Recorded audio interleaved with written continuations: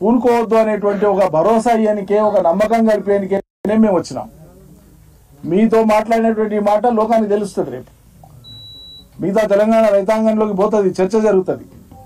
చేతులెత్తి అందరికీ ప్రార్థన చేసేది తెలంగాణ సమాజానికి, తెలంగాణ రైతులకు ప్రత్యేకంగా ఏంటంటే ధైర్యం వీడకండి, కష్టపడదాం. మనం చచ్చిపోయినకే కాదు కదా 10-14 మంది అమరులైనటువంటిది తెలంగాణలో. ఈ తరం వచ్చే తరం బాగుపడాలని కదా, మనకంటే ముందు 2 తరాల వాళ్ళు పోరాటం చేసి త్యాగాలు చేసి వెలకట్టలేనటువంటి త్యాగాలు చేసి ఈ రాష్ట్రాన్ని నిర్మాణం చేసుకున్నది. ధైర్యం కోల్పోవద్దు దయచేసి. మనం అజాగ్రత్తగా దుర్మార్గుల చేతులకు పోయింది రాజ్యం. మనం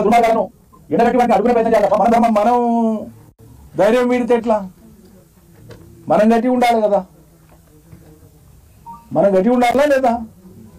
బతకాలి, రేపు మన పిల్లల్ని బతికేయాలి, మళ్ళా జిద్దు కాబట్టి కొట్లాడుకోవాలి.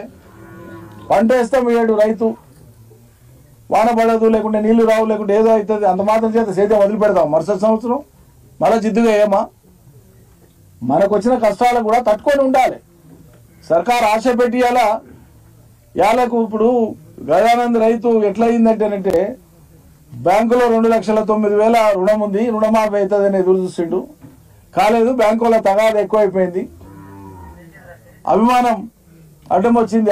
ఇంతమంది ముందల అప్పోడు వచ్చి ఊరిక ఇబ్బంది పడుతుండని చెప్పి పాపం చిన్నబుచ్చుకొని ఆత్మహత్య. పొలంలోనే పత్తి చేల అమ్మ, ఏ చేనులా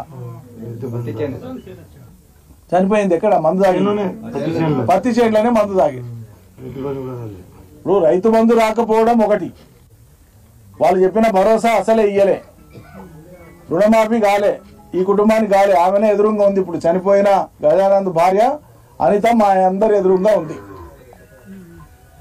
రుణమాఫీ కాలే, రైతు బంధు రాలే, వాళ్ళ ఇంట్లో ముసలామె పెద్ద మనిషి ఉంది, విడో, భర్త లేడు, వాళ్ళ అత్త 4,000 పెన్షన్ రాలే, ఆమెకు 2,500 పెన్షన్ రాలే. ఇవన్నీ ఏవి జరగలే.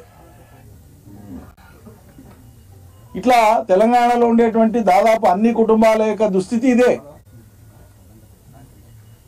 ఇటువంటి పరిస్థితులలో మనం ధైర్యం కూడగట్టుకొని ఉండాలి తప్ప, తెలంగాణ రైతులు కానీ ప్రజలు కానీ పోరాటానికే సిద్ధం కావాలి తప్ప, ఈ సర్కార్ ఎండగట్టడానికే సిద్ధం కావాలి తప్ప, దయచేసి ధైర్యం ఎవరు కూడా వీడొద్దు అని అనితను పరామర్శించే టైంలో తెలంగాణలో ఉండేటువంటి లక్షలాది మంది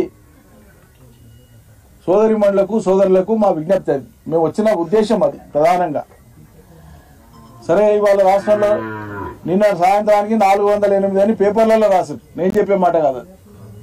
నిన్న సాయంత్రం 7-7:30 టైంకు పెద్దలు జోగురామన్న గారు మాజీ మంత్రి వర్యులు ఫోన్ చేసి బేల మండలంలో అన్న ఒక రైతు ఇప్పుడే మందు తాగిండి, ఇప్పుడే చనిపోయినా అని చెప్పి, చనిపోయిన వెంబడే మాకు ఫోన్ చేసి ఈ ఆత్మహత్యలు ఆగాలి అని చెప్పి రైతాంగం దగ్గర పోయి ధైర్యం కూడగట్టుకొని కలిసి ఉందామని చెప్పడానికి మేము బయలుదేరదాం అనుకుంటున్న సమయంలోనే మరో దుర్వార్త.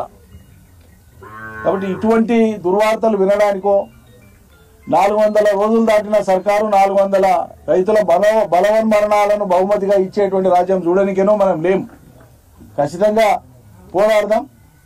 వాళ్ళు కొంతమందికి చేసి మొత్తానికి చేసినామని చూడ మాటలు చెప్తారు.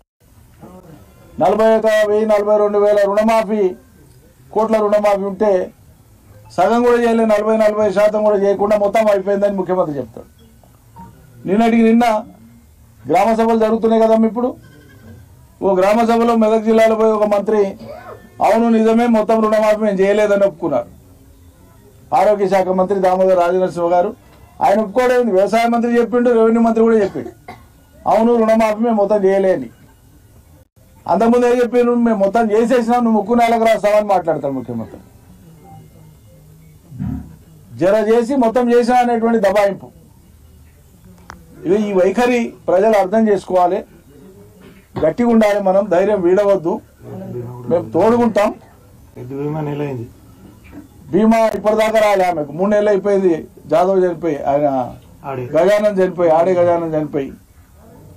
కేసీఆర్ సర్కారు ఉన్నప్పుడు సరే దురదృష్టవశాత్తు రైతు తేలి గరిచో, పాము గరిచో, హార్ట్ అటాక్ వచ్చో, సుస్తయ్యో, కరెంట్ షాక్తోనో ఎట్లా చచ్చిపోయినా దినాల లోపల 5 లక్షల రూపాయలు వచ్చేది బీమా. మరి ఇలా 3 నెలలు అయితే కూడా బీమా గతి లేదు, ఎప్పుడు వస్తుందో తెలియదు. రుణమాఫీ రైతు బంధులు అవుతాయా కావా తెలియదు, వస్తాయా రావా తెలియదు.